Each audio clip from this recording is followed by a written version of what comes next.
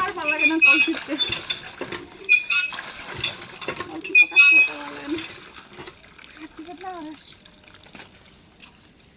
Good morning, daily style ব্লগে তোমরা সবাইকে ওয়েলকাম। আশা করি তোমরা সবাই ভালো আছো, আমরা খুব ভালো আছি।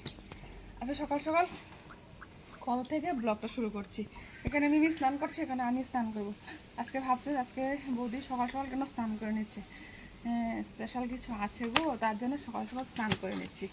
আজকে আমার বাড়িতে কিছু অতীত আসবে, তার জন্য এখন স্নান টান করে সব কাজ কমপ্লিট হয়ে গেছে। স্নান করবো, স্নান করে গিয়ে রান্না বসাবো। মিমি দেবে পূজাটা, মিমি পুজো দেবে, আমি গিয়ে চটপট করে রান্নাটা বসিয়ে দেবো।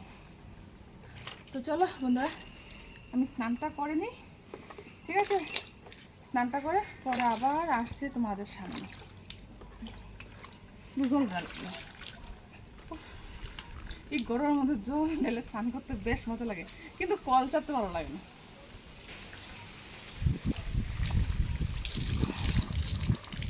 আর সকাল সকালে আজকে একটা মার্ডার কেস হয়ে গেছে। আমি উঠানটা ঝাড় দেওয়ার সময় একটা সাপ, বিশাল বড় সাপ, মানে অনেক বড় সাপটা সামনে দিয়ে এমনি এইভাবে গেল। যাওয়ার সঙ্গে সঙ্গে ওই জিংলা বড় সাপ গাছে উঠে গেছে। তারপর দাদাকে বললাম, দাদা এসে সাপটাকে মারল।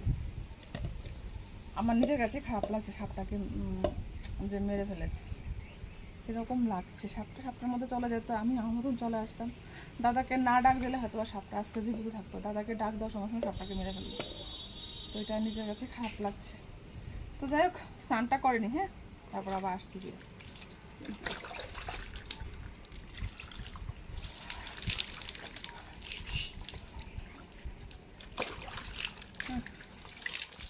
স্নান করে চলে আসলাম এখন।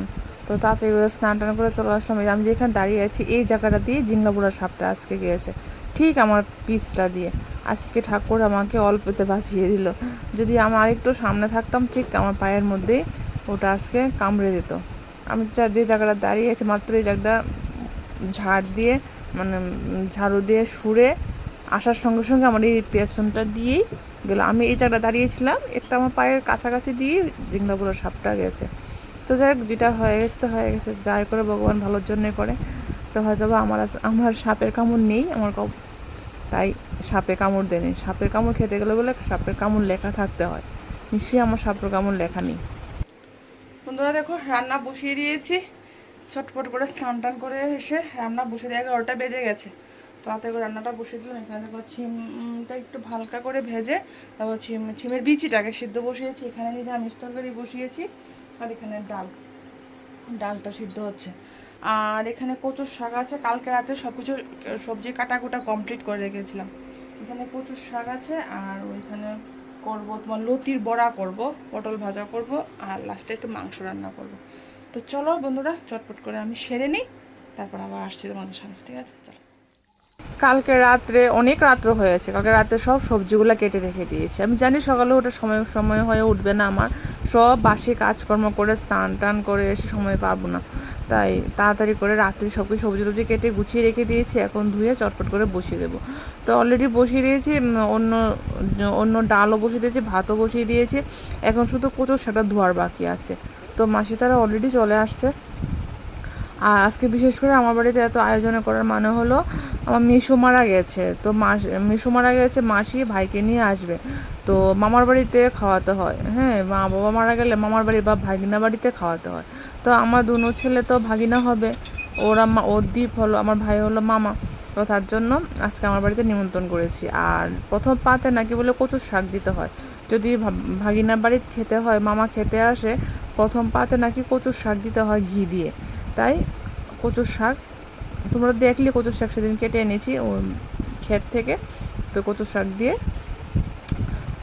রান্না করবো, ছিমের বিচি কচুর শাক রান্না করবো। আর এখানে দেখো আমি লতি কাটছি, লতি কেটে লতির বড়া করব। তো লতিটার মধ্যে একটু লেবু কেটে দেবো, হালকা একটু লেবুর রস দিয়ে ভালো করে মেখে নেব। লতি দিয়েছি, সঙ্গে একটু টমেটো দিয়েছি, আর পোস্ত বাটা, সর্ষে বাটা দিয়ে লতির বড়া করব। তো চলো বন্ধুরা, তোমরা আমার সঙ্গে থাকো, ভিডিওটা কন্টিনিউ করো। আর এখানে আয়ুষও আমাকে হেল্প করছে।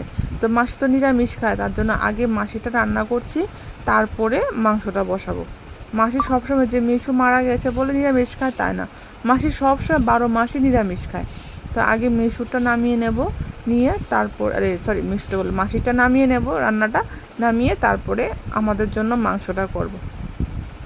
তো চলো বন্ধুরা, আর দেখো আমার ছেলে কি কষ্ট করে কাটছে, পেঁয়াজ কুচি কুচি করছে, আর চোখ দিয়ে অনবরত জল পড়ছে, কন্টিনিউ জল পড়েই যাচ্ছে। আর এখানে আমি লতিটা একটু লেবু দিয়ে লবণ দিয়ে মেখে রেখেছি নরম হওয়ার জন্য। তখন একটু মশলাটা রেডি করে পোস্ত বাটা সর্ষে বাটা করে বড়াটা বসিয়ে দেবো। তো চলো বন্ধুরা, আমি চটপট করে রান্নাটা সেরে নিই। দেখো বন্ধুরা, এখানে আমার মাংস মোটামুটি হয়ে গেছে, আর অন্য রান্নাও কমপ্লিট। তো অন্য রান্নাগুলো রান্না করে সাইডে রেখে দিয়েছি, এখানে গ্যাসের মধ্যে মাংসটা বসিয়ে দিয়েছি।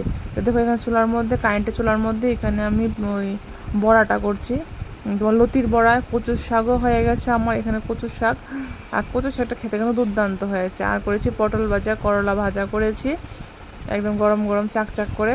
আর এখানে নিরামিষ সবজি করেছি, সব কিছু দিয়ে একটা নিরামিষ সবজি করেছি। আর করেছি টমেটো দিয়ে মসুরি ডাল, এই যে সর্ষে সম্বর রাঁধুনি দিয়ে মসুরি ডাল করেছি। তো চলো বন্ধুরা, আর ভাইটারও চলে এসেছে, তো ওদেরকে বসিয়ে দিলাম খেতে। দেখো এখানে ভাই, এই যে দীপ, এটা যে আমার মশাতো ভাই, আর আয়ুষ আর মিমি এখানে খাচ্ছে, আর মাসি, ও মাসি তো নিরামিষ, তাই মাসিকে একটু সাইডে দিয়েছি খাওয়ার জন্য, যে মাসি এখানে খাচ্ছে। তো চলো বন্ধুরা, আজকে ভিডিওটা এতটুকু, ভালো লাগলে প্লিজ লাইক কমেন্ট শেয়ার করে আমাকে একটু সাপোর্ট করো। আবার দেখা হচ্ছে কালকে আরেকটা সুন্দর ভিডিওর সাথে। ততক্ষণ টাটা।